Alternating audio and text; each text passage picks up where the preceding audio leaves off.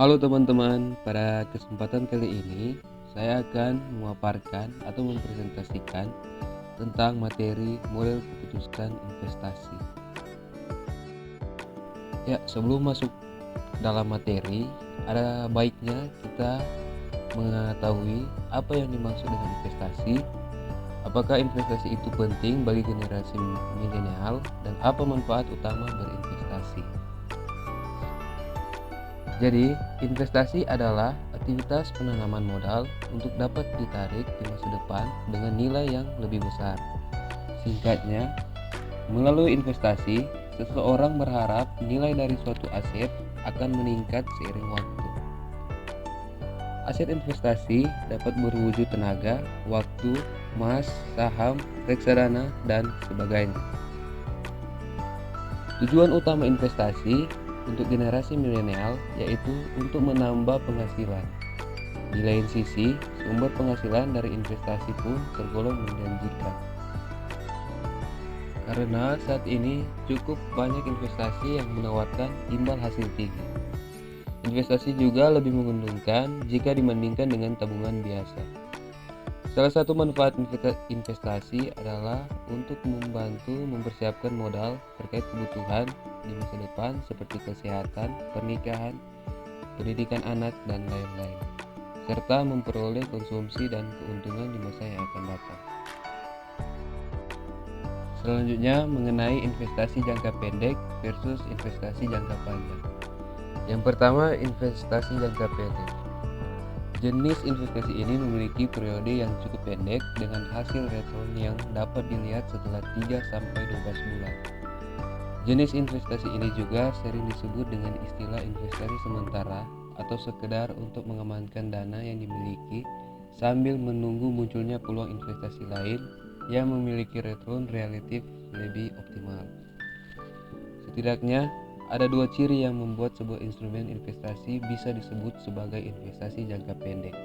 Yang pertama, investasi tersebut harus memiliki kualitas tinggi. Yang kedua, instrumen investasi tersebut harus sangat liquid dan mudah dijual kembali. Meski secara sepintas, investasi jangka pendek terlihat begitu sempurna, ada satu kekurangan yang dimilikinya. Dibandingkan dengan investasi jangka panjang, investasi jangka pendek memiliki return yang relatif jauh lebih rendah. Ada macam-macam investasi yang masuk ke dalam kategori ini. Salah satunya diantaranya yang juga cukup populer adalah reksadana. Yang kedua, investasi jangka panjang. Setiap instrumen investasi yang masuk ke dalam kategori ini butuh waktu bertahun-tahun untuk mulai menghasilkan return. Tidak jarang, seorang investor harus menahan dan menyimpan investasi ini hingga 10 tahun sebelum menjualnya dan merealisasikan return. Bahkan tidak sedikit investasi jangka panjang yang hanya dibeli tanpa dijual kembali. Meski membutuhkan waktu yang relatif lebih lama untuk menghasilkan return, investasi jangka panjang umumnya memiliki return yang lebih optimal dibandingkan jenis investasi jangka pendek. Namun sebagai konsekuensinya, risiko yang ditanggung juga umumnya lebih tinggi. Untuk memaksimalkan potensi dari investasi jangka panjang, Anda harus memiliki modal yang cukup besar. Selain itu, Anda juga harus menerima fakta bahwa sebuah investasi jangka panjang bisa saja terus merugi selama beberapa tahun pertama. Karena itulah, perlu analisis yang cukup mendalam sebelum memutuskan untuk mengambil jenis investasi ini. Ada cukup banyak instrumen investasi yang masuk ke dalam kategori investasi jangka panjang. Salah satu yang cukup populer adalah investasi saham. Berikutnya, jenis-jenis investasi yang cukup populer di Indonesia. Yang pertama, deposito. Deposito ini mirip dengan tabungan, namun ada dua hal yang membedakannya, yakni tingkat bunga dan adanya waktu jatuh tempo. Yang kedua, emas. Sama halnya dengan deposito, risiko investasi emas juga rendah. Nilainya cenderung stabil dan terus mengalami peningkatan setiap tahunnya. Dan yang ketiga, properti. Properti terbagi dua. Yang pertama, dapat membangun properti di atasnya dan menjualnya saat harga dinilai sudah cukup tinggi, dan yang kedua bisa menyewakan properti untuk mendapatkan aliran pemasukan. Yang keempat, saham. Saham memiliki potensial namun berisiko tinggi, yang merupakan bukti kepemilikan sebuah perusahaan. Saat ini Anda membeli saham, pada dasarnya Anda membeli sebagian kepemilikan atas perusahaan yang mengeluarkannya. Yang kelima, reksadana. Reksadana adalah sebuah instrumen investasi di mana dana dari beberapa investor dikumpulkan menjadi satu untuk kemudian diinvestasikan ke instrumen-instrumen investasi yang ada di pasar modal. Dan yang keenam, peer-to-peer lending. Pada dasarnya, Anda meminjamkan sejumlah uang kepada pihak yang membutuhkan, baik itu individu ataupun badan usaha. Sama seperti pinjaman dari bank, return jenis investasi ini berasal dari bunga pinjaman yang telah disepakati bersama. Nah, selanjutnya, apa itu model keputusan investasi? Keputusan investasi yang dilakukan merupakan tindakan manajer keuangan dalam mengalokasikan sejumlah dana ke dalam bentuk investasi dengan harapan dapat memperoleh keuntungan di masa datang. Dari keputusan tersebut, investor pasti mengharapkan adanya laba dalam jangka waktu yang cukup panjang. Dua jenis penganggaran modal. 1. Proyek independen. Proyek independen adalah proyek yang jika diterima atau ditolak tidak mempengaruhi arus kas dari proyek lain. Contohnya, keputusan Astra International untuk membangun pabrik baru Toyota tidak berpengaruh terhadap keputusan untuk membangun pabrik Daihatsu. Yang kedua, mutuale eksklusif. Mutuale eksklusif adalah suatu proyek yang jika proyek diterima akan membuat ditolaknya alternatif proyek lainnya. Misalnya, keputusan untuk meneruskan penggunaan mesin manual atau menggantinya dengan mesin yang terotomatisasi. Selanjutnya, dua model yang digunakan untuk membuat suatu keputusan investasi modal.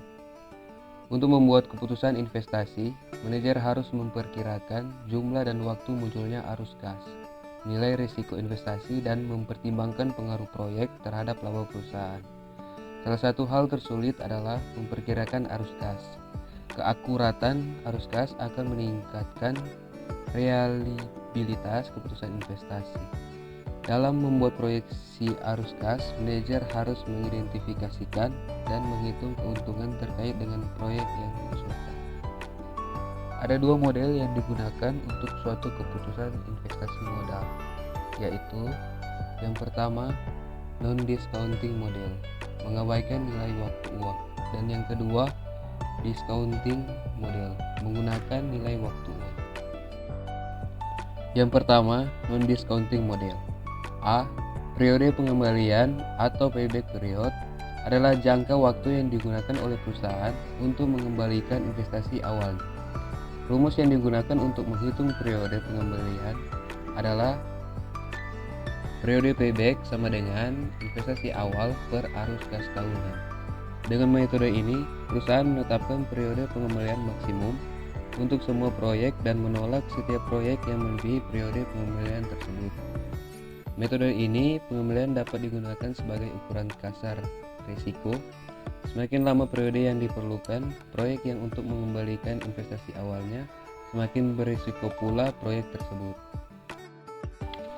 Contoh, sebuah fasilitas baru mesin pencuci mobil memerlukan investasi sebesar Rp100.000 dan memiliki umur ekonomis 5 tahun dengan ekspektasi arus kas tahunan sebagai berikut. Sesuai pada tabel yang di atas, pada awal tahun ketiga, Rp30.000 dibutuhkan untuk menutupi investasi. Karena ekspektasi arus kas masuk bersih adalah Rp50.000, maka hanya 0,6 tahun. Jadi, Rp30.000 per Rp50.000 yang diperlukan untuk menutupi jumlah Rp30.000 tersebut. Jadi, periode pengembaliannya adalah 2,6 tahun atau 2 tambah 0,6. B. Tingkat pengembalian akuntansi atau accounting rate of return. Accounting Rate of Return atau ARR mengukur return proyek dari labanya, bukan dari arus kasnya. Laba berbeda dengan arus kas karena akrual dan deferral yang digunakan dalam perhitungannya. Laba bersih rata-rata suatu proyek bisa dihitung dengan mengurangi arus kas dengan depresiasi rata-rata. Berbeda dengan payback period, ARR mempertimbangkan profitabilitas proyek, namun seperti payback period, ARR mengabaikannya nilai waktu uang. Oleh karenanya, kedua model tersebut disebut model non-diskonto. Contohnya, suatu investasi memerlukan biaya awal sebesar 100.000. Umur investasi adalah 5 tahun dengan arus kas sebagai berikut. Yang pertama 30.000, yang kedua 30.000, yang ketiga 40.000, yang keempat 30.000, dan yang kelima 50.000. Anggaplah bahwa aktiva tersebut tidak memiliki nilai sisa setelah 5 tahun dan semua pendapatan yang diperoleh dalam 1 tahun tertagih dalam tahun tersebut. Jawabannya, total arus kas selama 5 tahun sama dengan 180.000. Arus kas rata-rata sama dengan 180.000 per 5 sama dengan 36.000. Penyusutan rata-rata sama dengan 100.000 per 5 sama dengan 20.000. Laba bersih rata-rata sama dengan 36.000 kurang 20.000 sama dengan 16.000. Jika menggunakan laba bersih rata-rata dan investasi awal, maka tingkat pembelian akuntansi sebesar 16.000 bahagi 100.000 sama dengan 16%. Jika investasi rata-rata digunakan sebagai pengganti investasi awal, maka tingkat pembelian akuntansi sebesar 16.000 per 50.000 sama dengan 32%. 2. Discounting model. Model diskonto secara eksplisit mempertimbangkan nilai waktu dari uang dan memasukkan konsep diskonto, arus kas masuk dan arus kas keluar. A. Nilai sekarang bersih atau net present value. Net present value atau NPV merupakan selisih atau perbedaan antara nilai sekarang, aliran kas masuk dan kas keluar yang berhubungan dengan proyek. Seperti rumus yang ada di atas, NPV dihitung dengan di mana 1 sama dengan nilai sekarang dari biaya proyek atau biasanya modal awal. CFT sama dengan arus kas masuk yang diterima pada periode T dengan T sama dengan 1N. N sama dengan umur hidup proyek. I sama dengan tingkat return yang diinginkan. T sama dengan periode waktu. P sama dengan nilai sekarang dari aliran kas masuk di masa depan. Dan DFT sama dengan 1 per 1 tambah I kali T faktor diskon. B. Tingkat pengembalian internal atau internal rate of return adalah suku bunga yang mengatur nilai sekarang dari arus kas masuk proyek sama dengan nilai sekarang dari biaya proyek tersebut. Dengan kata lain, IRR adalah tingkat diskonto pada saat NPV proyek sama dengan 0. Untuk mencapai IRR, maka P sama dengan 1 dengan DF sebagai faktor diskonto dan CF sebagai arus kas tahunan, maka dihasilkan persamaan sama dengan 1 sama dengan sigma CFT per 1 tambah I kali T DF sama dengan 1 per CF. Contoh, sebuah proyek memerlukan investasi sebesar 10 juta rupiah dan akan memberikan return sebesar 12 juta rupiah setelah 1 tahun. Berapakah IRR-nya? IRR-nya adalah 12 juta rupiah per 1 tambah I sama dengan 10 juta rupiah. 1 tambah I sama dengan 1,2, I sama dengan 0,20. Jika IRR sudah dihitung, maka IRR dibandingkan dengan tingkat return yang diinginkan oleh perusahaan. Jika IRR lebih besar dari tingkat return yang diinginkan, maka proyek diterima. Jika IRR sama dengan tingkat return yang diinginkan, maka diterima atau ditolaknya proyek sama saja. Jika IRR lebih kecil dari tingkat return yang diinginkan, maka proyek ditolak. Demikianlah hasil presentasi saya mengenai materi model keputusan investasi. dan kiranya materi ini dapat bermanfaat bagi kita semua. Sekian dan terima kasih.